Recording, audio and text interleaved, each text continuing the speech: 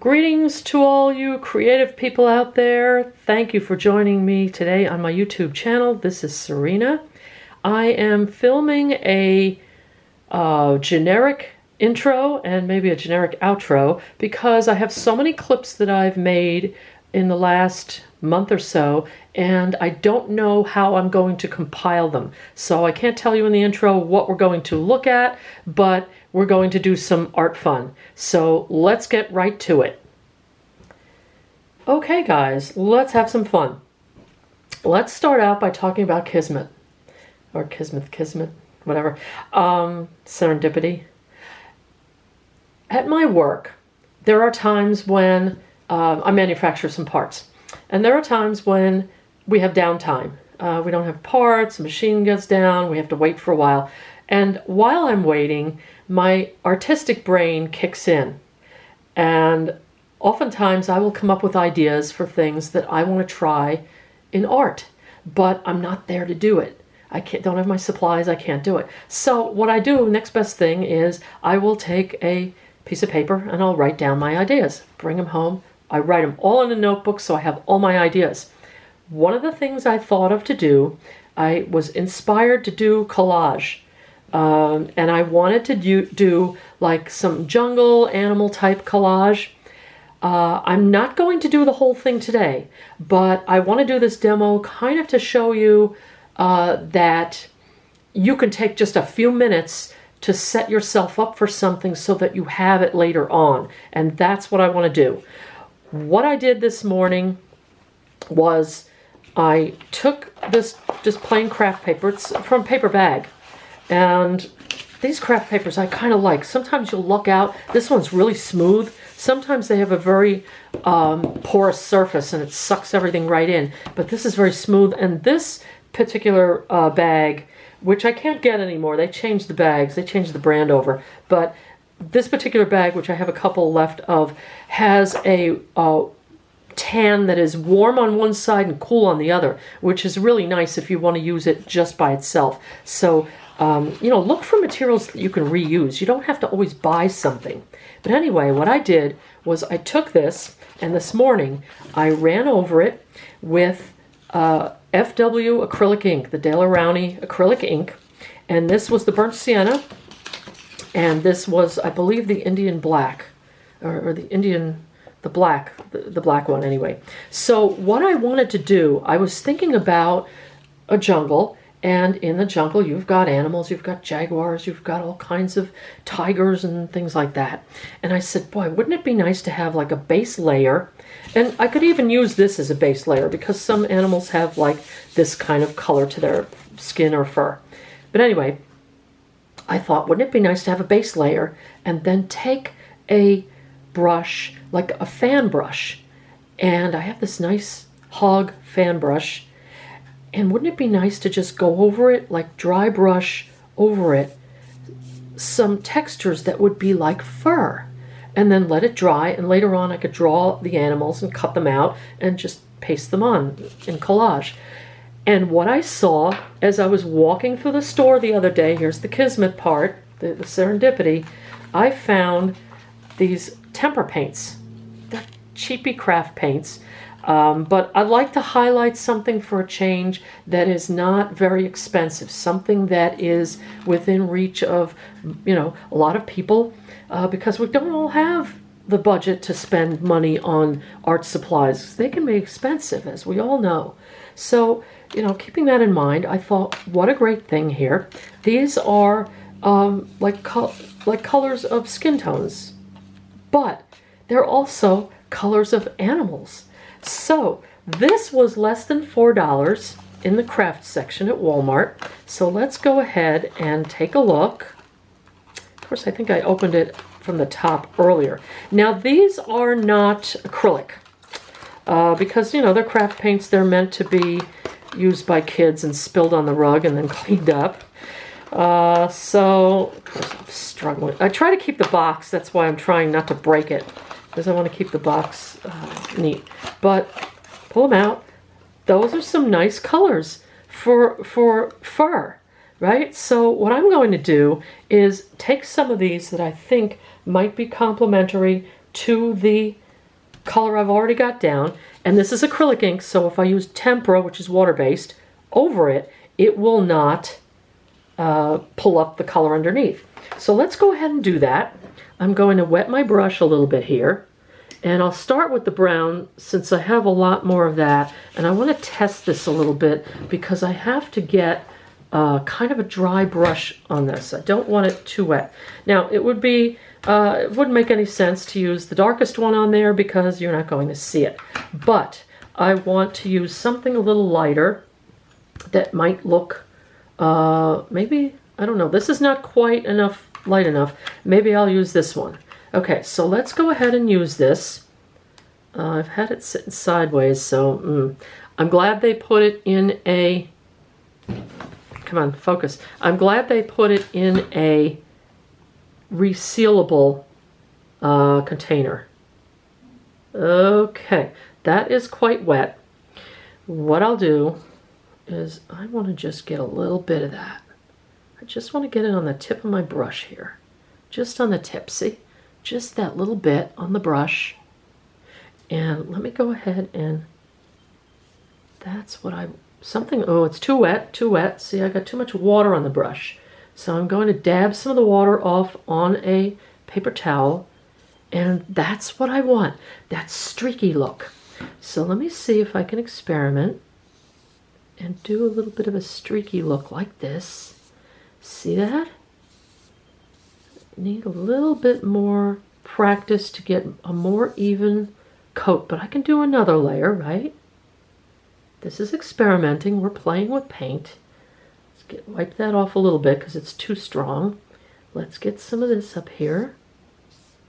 See, like that. Follow the grain that I've used earlier. And this will give me a variety of sections of paper, and I'll splay some out because maybe we want some in different directions, but I'm totally using a dry brush on this. Now you see how the layering of the textures will work in this? Oh, I went right from the jar, but that's okay. See? Just play with your materials. You know? This is what happens when you're at work and you have an empty brain. Your brain is empty. You're waiting for something. You're not thinking about anything in particular. And it kind of helps that I have a little texture underneath too. But I'm going to go ahead and do this. And I wanted to just do this part of it so I would prep the page and show you that in a few minutes you can have something ready to go for another project. And it'll be all set to go when you are. You know, sometimes the setup is something that holds you back. You think, oh, I gotta take this out, I have to find that, I have a special brush for this, oh, where did I put my water, container? You know, you don't want to fuss with all that stuff. So if you have this already made, then you're good to go. Okay, I'm gonna put that on kind of tight. Okay, there we go. And I will go ahead and I probably don't really need to rinse the container out, but I'm going to use a lighter color. Let me go ahead and go with this one and see what this one gives me. I can even layer over the color that I have if I want to, but I'm going to do a different section. So I got quite a bit of paint on there, but let me go ahead and I'm going to try to splay that out a little bit. See how nice that looks? And if you just, that almost looks like a porcupine. Look at that. I might even use that as a porcupine. Look at that. I'll go over here and skip a space to keep some darkness there. But just play around with your things, you know? We don't do that often enough. We always have this pressure on us to make a finished piece of work, especially when we look online at the journal flip-throughs, which I love to watch. They're just so nice and inspiring to see the colors that people use and their talents. They're just amazing talent out there. But, you know, it's something you can do too. Don't feel like every piece has to be a finished piece. It doesn't. It doesn't. play with your stuff. Play with your tools. Look at that. This shows up even more than the other. I'm going to finish this off. Go ahead and finish that off. I'm just doing different, I want to do different directions so that I have more to work with. You know? Okay, I'm going to leave that like that. That's going to be my tan one. And that's enough to give the illusion of fur. Now, I'm going to move on to the black one. And what am I going to do with the black one? I don't really want to use brown because you won't see it that well. I think I might go with the same color I had before. Let me go ahead and do that. I could even get a white tempera paint or gouache and use that, but that's okay. Let me go ahead and get some of this on here and see what this looks like. Okay, I gotta hold this down because it's like not quite, and that shows up quite a bit too. And you know what? Maybe I'm working in the wrong direction. Maybe I need to work from backwards to the front. You know, got quite a bit of paint on here on my brush. It's just all up on the top. Let me see if I can move that through a little bit by putting it on my paper and just kind of doing something like that too, because sometimes animals have long fur, and thinking, what am I thinking of? I'm thinking of a dog, like an Irish setter. They have that long fur. But, you know, try stuff like this. Look, now how long did this take me? Really, literally 5 minutes. And now I have some material to use for collage later on. When I want to get right to it, I have an inspiration. I'll look at the page and say, oh, yes, the animal fur. And then I'll get right to it. So there we go. So there's a nice bit of creation for later on. And then my brown one is drying too. So I just wanted to show you that. Hope you liked it, and we'll move on to something else. Well, I did want to show you something else that I saw on Amazon when I was looking at something else. Of course, I had to look at today's deals. And they had this set that I thought I could use for my journals. Acrylic paint markers. It's 24 colors. It was a ridiculous price. So I grabbed it because I thought, well, why not? Okay, so I thought I would show them to you. If they still have it, I'll link it down below. I don't know if the price will be the same. You know, those things are a limited time deal. Of course, they were cheapy markers, so they're not even in a slide-out container. They're in one of these, so I'm going to have to find another container to put these in so I don't, like, lose them. But look at the colors. You can see the colors in there. And, of course, I'm going to swatch them out because that's the fun of having something like this. So let's go ahead. I will use my trusty, where's the top of it? My trusty Canson XL, which I've done a lot of swatching in. I love swatching in this paper. It is just a nice paper to swatch in. It takes all kinds of materials very well. So let me go ahead and do that.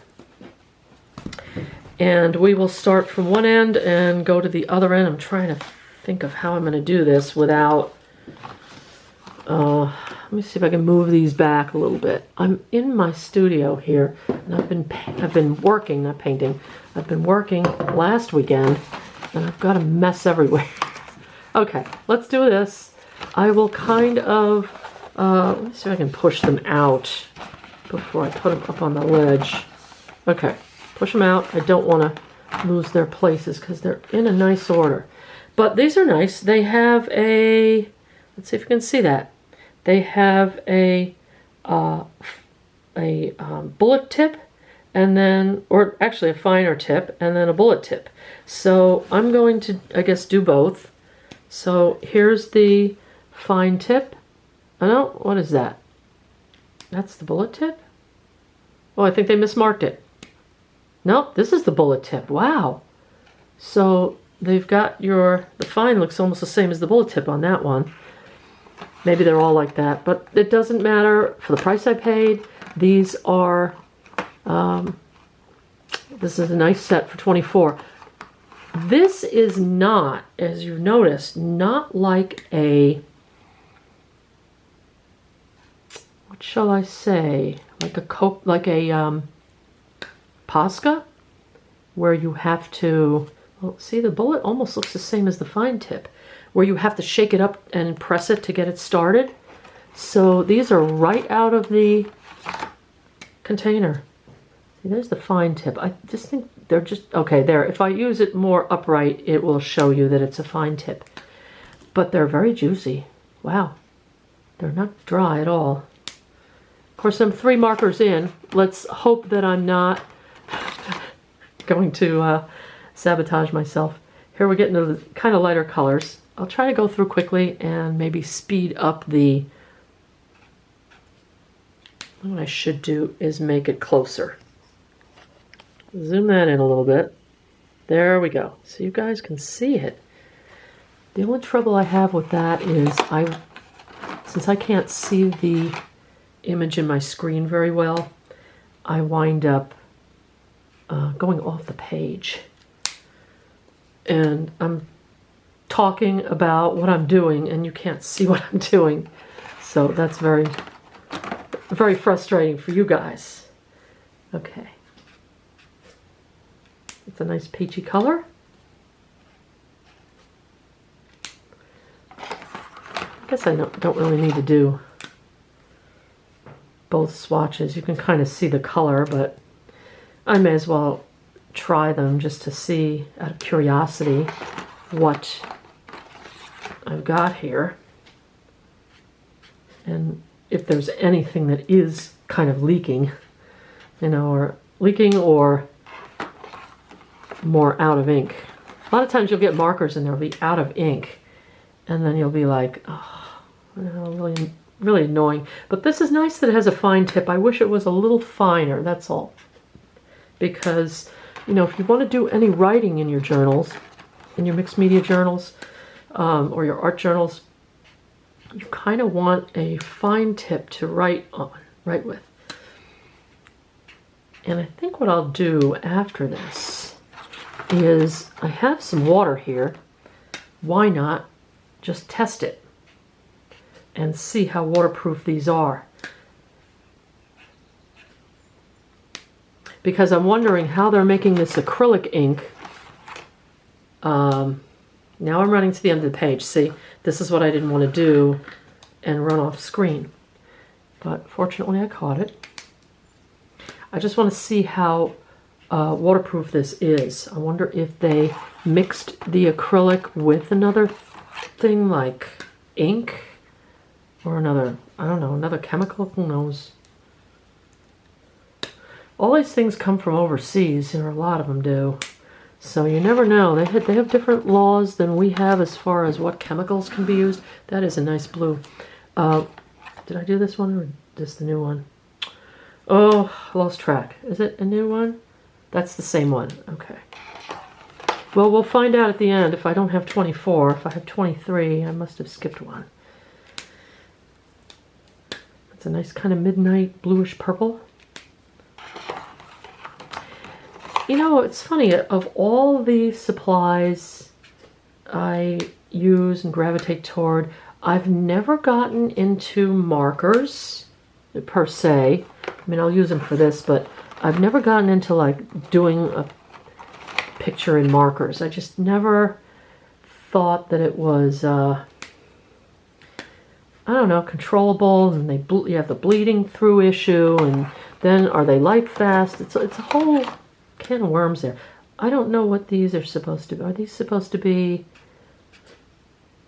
fluorescent or something? Because we're changing colors here, like, very strange. That's a weird color. We're getting into the browns, I guess. I guess this is the browns.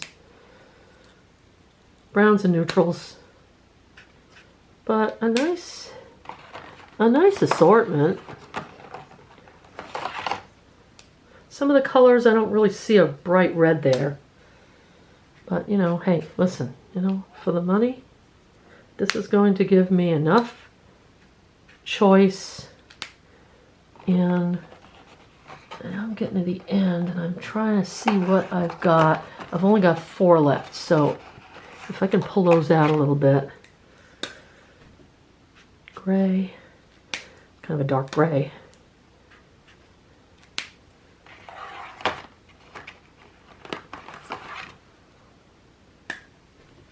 This would kind of be a nice set for kids too. I mean, if it's not like, you know, not like young kids. Let me see if it doesn't smell. That's good. Some of these things smell, you know, really bad. You have to be careful giving them to children. This is a silver, I guess. Yeah, that's a silver. So we'll tilt that in a minute and see. I wonder if there's a gold. There's no gold. There's a silver, or is that a gray? Maybe it's just a gray. Here's a white. Of course, you can't see white. I'm just doing it anyway. But let's see if it leaked or anything. So they all look good. Let's see if we can get a closer look at these. And if we can focus in. Give my camera something to focus on. Thank you. There we go. And move these over so you can see the colors. I like that. I always like those. Those look like that's burnt sienna or quinacridone gold. Not a big transition between the greens, yellows and greens. Not a lot of blues. Like I expected maybe another turquoise there. But try not to move too fast because it's going to go out of focus. Again, don't do that. Not a lot of reds, but come on, give me a focus. There we go. But just to give you an idea, sometimes, you know, you don't have to get expensive stuff. If you're not doing a nice finished piece that you're going to give away or sell, it's just for you. Have fun with it, you know, get something cheap that you don't have to worry about, you don't have to be precious about, and just play with it. Okay. That's that. I just thought I would share that with you. So from time to time, I want to include a segment on what am I reading? Because that's one of the things I like to do. I know this is an art channel. I'm going to get 100 comments, mad comments about this is an art channel. Why are you talking about books? And you know, sometimes I see videos on YouTube and the creator is asking, you know, what do you want to see? Do you want to see me paint this? Do you want to see that? Do you want to see my dog? Do you want to see that? You know what? And I always tell them, you are not an art robot. You know, this isn't art AI. You are a person and you have a life and you do things, and these are what make the video interesting. I like to see your garden. I like to see you build a greenhouse. I like to see what you're planting in you know, in your garden, and what you're harvesting and taking in the house and cooking.